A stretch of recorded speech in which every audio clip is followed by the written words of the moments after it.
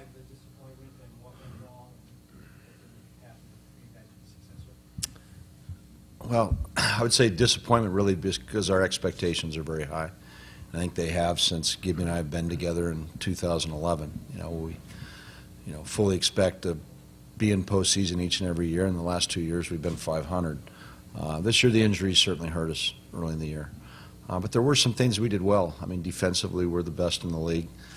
Today was probably one of our worst defensive days that we've had, but the defense has been a real plus. In the year that Corbin had and Goldie had were incredible.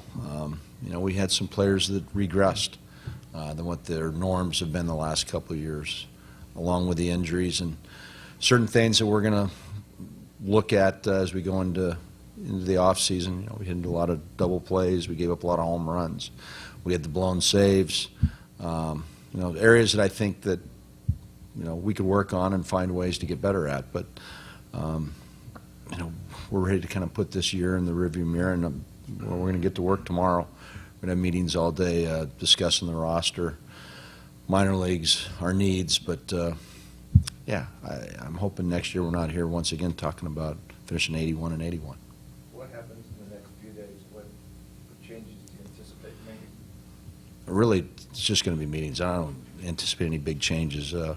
Gibby and I will, tomorrow's really more or less to go over our roster, to go over our 40-man, our active 25-man, look at some of the free agents that are out there, potential trade partners, recap the season a little bit, and then after tomorrow's meeting, Gibby and I will probably talk about the coaching staff.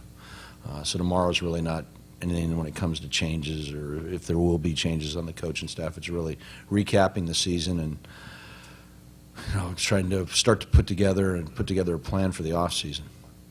With the injuries, I mean, it's unavoidable. You don't know they're going to happen. I mean, you have to be careful not to try to do too many drastic overhauls when you think about the fact that you have a talented team and injuries. I mean, how challenging is that now season to kind of balance that? How much you need to do? Right. I think this year is probably more challenging than last year, just because we never really got to see our lineup together all year long. With all the guys that missed significant time. I think there's probably a need for a little bit more power in the lineup. Where that comes, probably going to be a corner infield position, third base, or a corner outfield position. Does that come via free agency? Does that come via our organization? Maybe it's Matt Davidson. I think he performed very well at the end of the season. Pitching-wise, you can never have enough pitching. I think we have to take a strong look at our bullpen, how we can make our bullpen better next year. I think we still struggle a little bit, the left on left. We thought that was an area that we'd addressed, and we still struggle in that department. But I don't see wholesale changes. I think Gibby feels I like this group of players that we have here.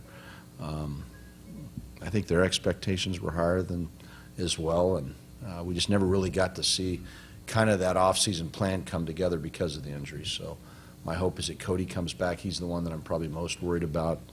If he comes back healthy and we're able to start spring training, keep everybody healthy through the spring, I still think it's a club that can win 90 games, and 90 wins usually gets you into postseason play.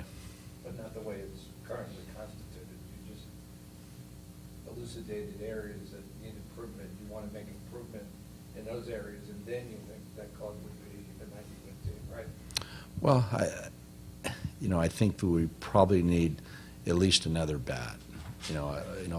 Going into last year, I thought we could win 90 games, but that was assuming that Kubel and Ross were going to have normal years. Miggy was going to have a normal year. Aaron Hill for a full season. I think the power numbers will go up. I mean, if you have Aaron for a full year, I'm hoping that Miggy will be much better, but that's not to say that we probably couldn't use a little more thump in our lineup. It's somewhere. Do you expect that if you're looking at outside sources for that kind of power, do you expect to look more at trades or more at free agency? I would say that probably more via trade. There's, looking at the free agent market, Pence now, he's signed. I mean, there's a couple of guys that are out there that we'll know in the next couple of days if their options are exercised or not. And some of the players that would be free agents still could be signed by their club before the free agent period begins at the end of the World Series. So I think we're probably looking more at trade partners than we are at free agents, but we'll have a much better idea after the end of the World Series what the market looks like from a free agent standpoint. Does that have anything to do with wanting to get younger? It's probably just because younger players. Yeah, I mean, well, I wouldn't say we're a graybeard ball club by any means, but you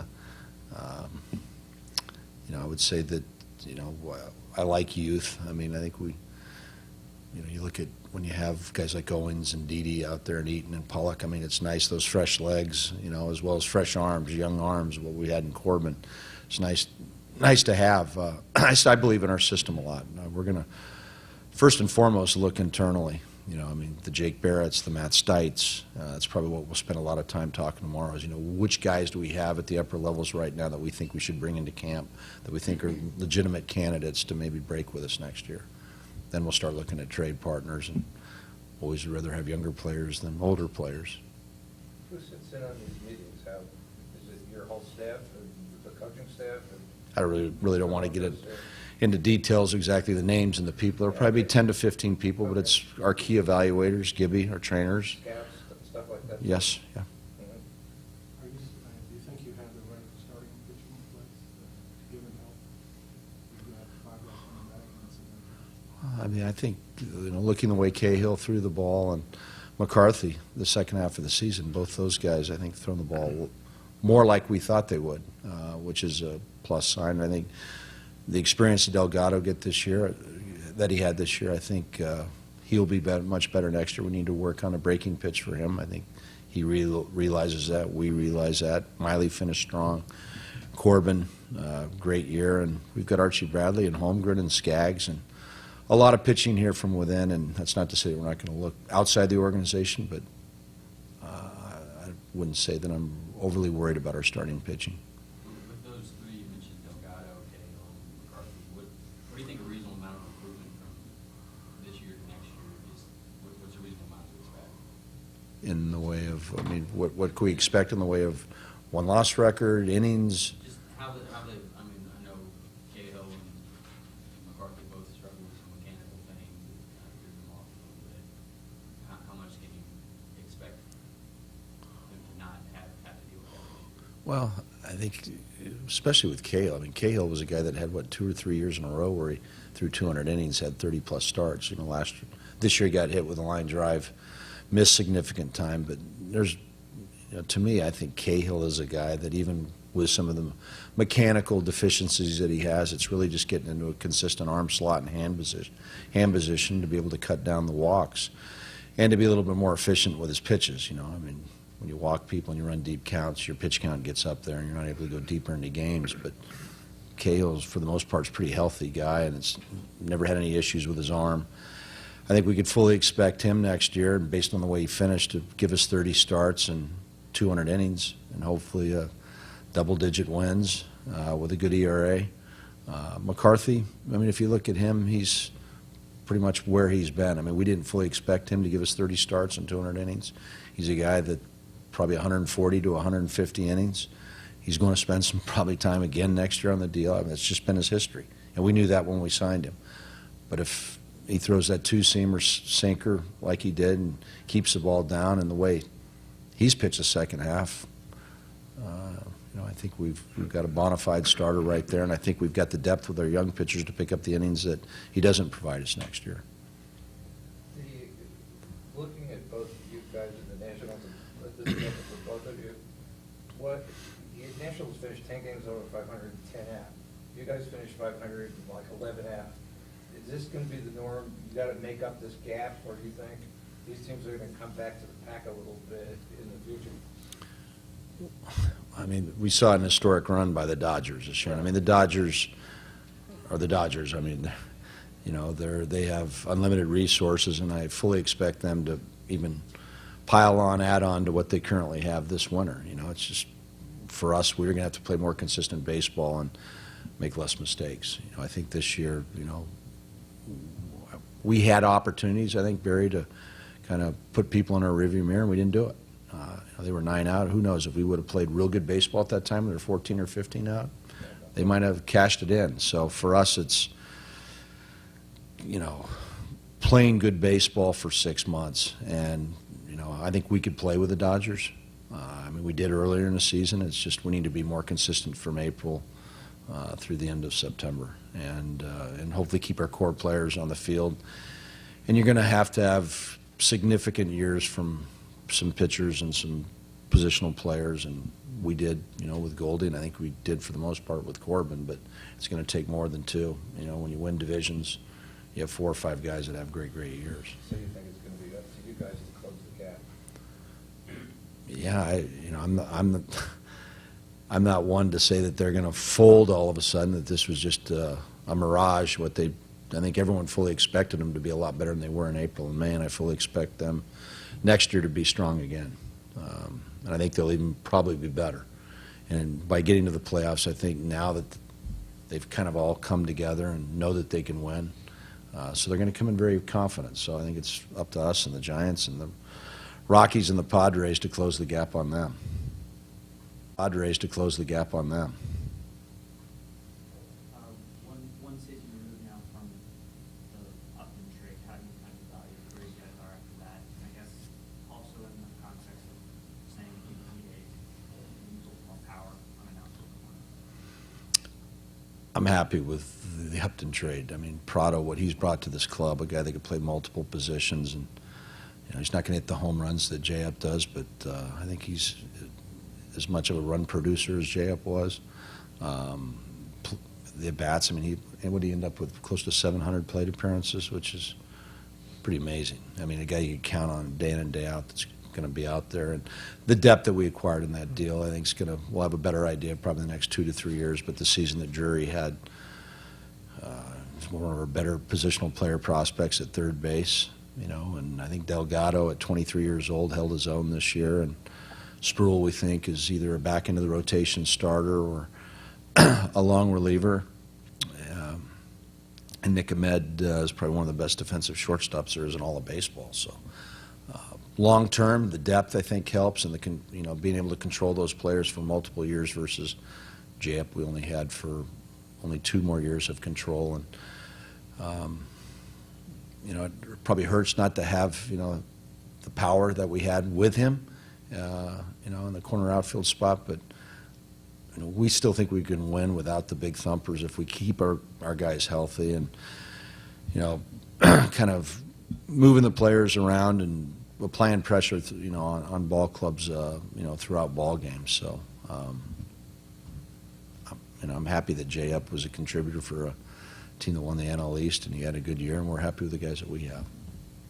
You talked during the spring about establishing a culture somewhat similar to what you had in 2011. Do you feel like that carried through this year? I think we had a good clubhouse from start to finish. I think we talked about this earlier. And the guys, even today, they grinded out. It's kind of what we were all year. Had some tough times in the middle of the season. We had a lot of extra inning games. They gritted that out. We had multiple blown saves in certain games. It took a lot out of us. I think as we got towards the end of the year, the guys were a bit worn down and from grinding it out a lot. But they did stick together. There were really no clicks. You guys were in the clubhouse. We didn't see that. That part was great. They like each other. They're happy about sticking together. They feel bad about where we finished. Yet I think they're looking forward to the opportunity to come back together. I think we feel like we've got a great nucleus of people, of players, of individuals and team players. You can just review the history of the game of baseball for so many years. It's a hard thing to do is to get to the playoffs. It really is, and to win a World Series. A lot has to go right for you. We prepared to go into this season, and with contingency plans, if certain things didn't go well, and that when that happened, we were unable really to pick up the pace like we thought we would with the pitching. Some of the position players that spent extended time on the DL, and then as KT said, the Dodgers got very hot. But I don't feel like we're that far away. We can have a magical year. We do, just like we do every year. We'll, like KT says, tomorrow we'll start meeting. Everybody will have a kind of a say of what the thoughts are on their mind, and we'll start to sort through them. We'll retool, and we'll get fresh again, work on the things in spring training that we want to work on, and hopefully we'll have better staying power, and we'll have better contributions from everybody throughout the organization. So, as far as how we played, I think we played pretty good baseball all in all. Like you said, we're more athletic and versatile this year, so we gave up maybe a little bit of power for that. Do we have enough if everybody has good years? Possibly. We'll probably need, a tad more, but if you just look in the pitching-wise, it didn't work out the way we thought it would work out. The three guys we thought would be significant contributors, not that they didn't contribute, but not initially how we thought they would. The bullpen, we had our troubles midway through the season. We had to switch that around on more than one occasion. And then really later in the year, our hitting just kind of went south on us. We didn't score the runs like we did early in the year. So, to win a championship, you have to have at some point those things have to come together. And when that happens, that's when you win the games, the close games, and you start burying people. You have some easy games. It's just something we did not do this year. I do feel we're capable of it. I do have confidence in KT and the organization, myself. In situations where you go through a lot of disappointment and you beat yourself up and you really try and figure it out. And the reality of it is you maybe overthink things a little too much. I think it's one of the reasons why we have these conversations and we weed through it. We'll kind of get a clearer direction out of all the things we talk about. And he'll go to work, and we'll come back with a good attitude in spring training. And anyway you look at what we did this year, we all gained experience together. I think you guys would all agree that the nucleus that we have is very solid here. We are very versatile, and with a few additions here and there. And the other thing about some of our young guys, they got a lot of experience this year, and they had a lot to learn. And they've learned a little bit. They'll come back, and I think they'll be better this year in championship-type baseball. So as disappointed as we are, we're also excited about the future and the opportunity. Would it be fair to say that this team in the clubhouse, and we're in the clubhouse every day, and I shook the players and thank them for their cooperation. I thought they were as far as interaction with me as a Red, I thought was exceptional. But do you think in the clubhouse it may have lacked perhaps invisible, emotional leader, a guy like Ryan Roberts that can get the fans involved and get the team energized? Do you feel that kind of player was lacking on this team? Well, I remember when I came in here and took the job on an interim basis in the first year, the players really didn't care about the media, if you remember. They didn't care about the fans. So they're great at that. I think that what you're asking for is something that you just can't click your fingers and hope that it happens. I think they're pretty good, to be honest with you. I think they stuck together. I think they talked about a lot more things we've ever talked about. I know within game, pre-game preparation, in-game adjustments, they talked about a lot. We have a lot of young guys that weren't able to implement them as consistently as they wanted to. I mean, you just look at a guy like Goldie, what he's done. I mean, really, he's trending exactly how he was all through the minor leagues, and just you guys have watched him vocally, little bit by little bit by little bit. We've talked about it. I think you'll see guys emerge more now with the experience that we have, and there'll be more vocal guys at the right time. And do we need a guy? I mean, KT and I were just talking. Eric Kensky was great. Unfortunately, we parted ways, and we missed something from him. I mean, he did give something to this team. When guys started to come off the deal, we had to make a decision, and we released him out of the organization. But you can look around. Johnny Gomes, how many championship teams has he been on? The guys has character. So certainly welcome, and certainly something we've talked about, and certainly something we'll be looking at. This is, at least for both of you, but having seen kind of a half season of a healthy Adam Eaton, how much of that is that enough to go on to evaluate what you can expect from him next year, and what kind of improvements would you like to see? Well, Adam is a very energetic kid, has high expectations, hates to fail. He had a tough year, and I would just go back and look at what he had. He had a great year last year, came to us this year, had a great spring, got hurt, was out for an extended period of time. Was coming back, and then got shut down again. And he came back. He was way behind everybody. And when he came here, I think you kind of expect that. The game is a little different early in the year than it is middle of the year and late in the year. So he came in, halfway through the party, so to say. And, we worked with him consistently, things that he didn't understand, and, he was trying to prove that he belonged up here. I batted him number 2 for a while, then, we put him up there at the top. He's just, he needs to have a better understanding of, how he can contribute. I think he tries a little too hard. I mean, it's something that's totally normal with the type of person he is, type of individual he is. It's just totally normal. And again, I think he gained a ton of experience. I think that the offseason will be great for him. We'll have a lot of talks about it. His preparation for next year, I think he'll be much, much better next year. I think he's a very gritty, very good player. He's a winning player. He wants to do well for his teammates. You can see some of the things that he does a little differently than other people. And I think he'll understand more how to use his tools and how to use his tools within, our system. And, he started to come up and ask. He realized maybe make a wrong play here, wrong play there. He's like all-out guy all the time. And that's great, but at the same time, you have to be all out and make the right decisions and the right plays. He's got a good future, no question.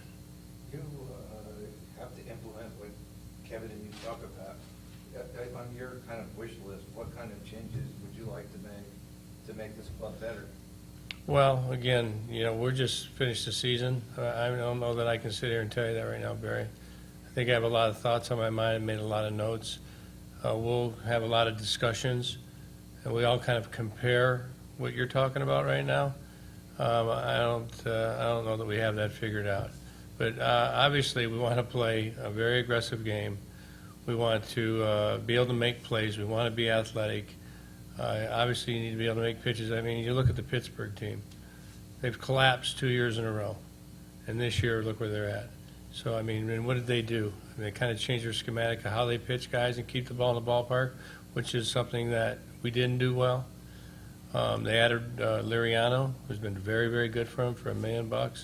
And the big thing, they added a guy like Russell Martin. He's been a rock for him. So, I mean, they weren't that far away. They executed it. They've had a special year. They had a lot more depth in their bullpen this year, and they've shut them down. So, I mean, this is the kind of thing that, when we come out of it, we're not going to have 50 different things. It's going to be a couple things. We're going to go after it, and then we'll retool and we'll go. Well, then, mid-season too, when they got a chance to go for it, they added Morneau and Bird too. So it's always a constant building process when you're in a situation you have a window to win. Yeah, but they put themselves in position Yeah, to do that. sure. I mean, that's up to us. Right. That's up to us. I mean, that's up to us. Right. That's up to us. Casey, when you look at your shortstops too, just maybe evaluating them going forward, I feel like Dee is a little better defender, whereas Seal maybe has a little more offensive potential. Is that a fair way to? Well, I mean, it's tough with CO because we've got such a short sample size at the big league level. And Didi exceeded my expectations offensively for a guy that really didn't even have a half a season of AAA baseball to come up and come to a new ball club, completely different environment, being the #1 shortstop from the beginning of the year. I mean, he's done a nice job. CO, what he did, in AAA, incredible numbers. They're both, I think, solid defenders. I think the difference is CO's probably got a little bit more thump in his bat. Could be probably a little bit more of an offensive player than Didi, but I mean, these kids are still very, very young, and those bats will continue to develop over the next 2 or 3 years. So they're very comparable players. To me, it's a nice situation to have. As one's a left-handed hitter, one's a right-handed hitter. They're both athletic. CO's probably can steal you more bases probably than Didi. I think we knew that Didi, good base runner, but it's never really been a base stealer, even in the minor leagues. But I think CO probably brings a little bit more of a base stealing threat as well. So I'm looking forward to spring training when they're both out there, and it'll be fun to watch them both play. And we may end up with just one, we may end up with both of them. Staying on that topic, do you feel like there's a decent chance you're going to bring them both back or not? Yes, they're probably pretty valuable on the trade. Yeah, I mean, I'm sure people will ask. They already have. I mean, this deadline, CO's name came up quite a bit. Just depends on if it's the right fit. major need for us, then, you may talk about one of them, because you got a med that's coming as well. But I'm kind of content with just having both of them, be a little greedy right now, hold on to them. So it'll be interesting to see. I'm sure we'll get a lot of hits on our outs, because we've got 3 guys that can all play center, too. So I'd imagine our hits this winter, when it comes to trade discussions, are going to be on our outfielders and our middle infielders. Did you see parting with one of your center fielders to kind of get your corner power? A lot depends on Cody. Really, Cody, everything kind of revolves around him and his health. That's tough because you may not be able to No. figure out exactly when he's coming back. Yeah, but I think,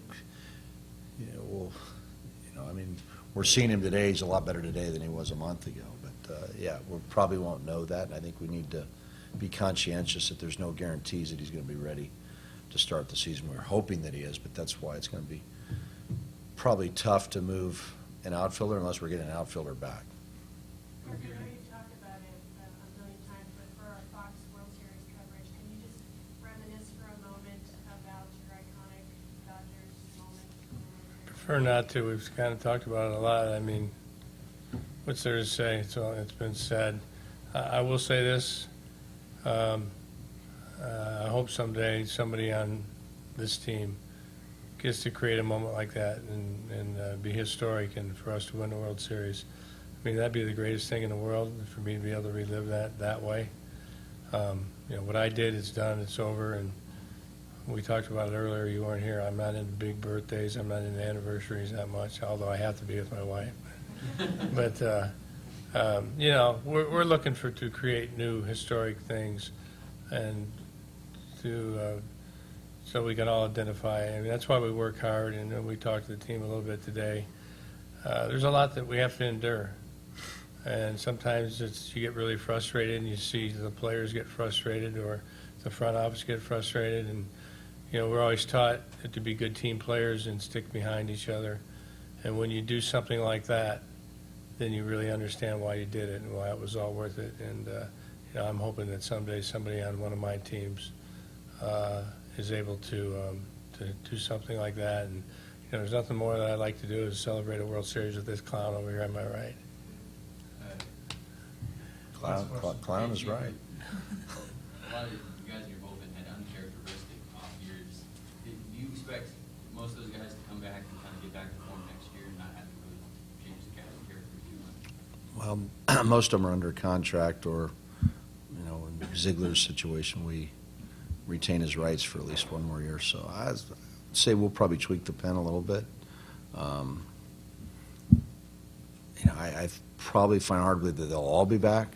I don't see major changes, but it was really good to see the way David threw the ball at the end of the season. I mean, Hernandez looks like he did in 2011 with Hernandez, and even JJ threw the ball well, I thought, after he's come back from the major injury that he had in the middle of the year. Ziggy just did a fantastic job. Coleman. I mean, people look at our pen. It's like, boy, we blew saves, but it really wasn't a bad pen. I mean, these guys were overworked, probably carried as much of a workload as anybody in baseball. We just got to keep the ball in the ballpark. And some of that is really just, pitch sequence, doing a better job of pitching inside, keeping the ball off the barrel of the bat. I mean, these guys all have good stuff. I just think this year we didn't own the inside part of the plate, starters or relievers, and came back to haunt us. And in this game, I mean, Dave Stewart is somebody who I learned a great deal about pitching with, who I had in 1998. I reflect back to various our 98 clubs. We had guys like Sterling Hitchcock that didn't throw real hard, but nobody had a comfortable at bat against us. I mean, we pitched in, and more in. And we jackknifed people, and we knocked them off the plate. And when they knew they were coming to play us, they knew that, what? At that time, the Padres owned the inside part of the plate. And we got to get back doing that, because we got the individuals that have enough stuff, but you just can't live over the middle of the plate as much as we did this year. And I think that's one of the big reasons where we lost a lot of ball games in the bullpen and in the starting rotation. I should think Brownie had a lot to do with that. Pardon? Brownie, because he was probably the nastiest guy I've ever seen on the bench. Yeah, I mean, his ball moved a lot, too. I mean, he pitched in, he would hit you in the neck in a minute. Exactly. And a lot of guys followed suit. Do you feel like your closers on Yes, yes. And you'll just. I'm not planning on going out and finding a closer. It could be Randy, but it could be Ziegler, exactly, yeah, exactly. Nobody's got the job. Could be Stites, Could it be there? could be Barrett. Yeah, I think the closer is in the Diamondback organization.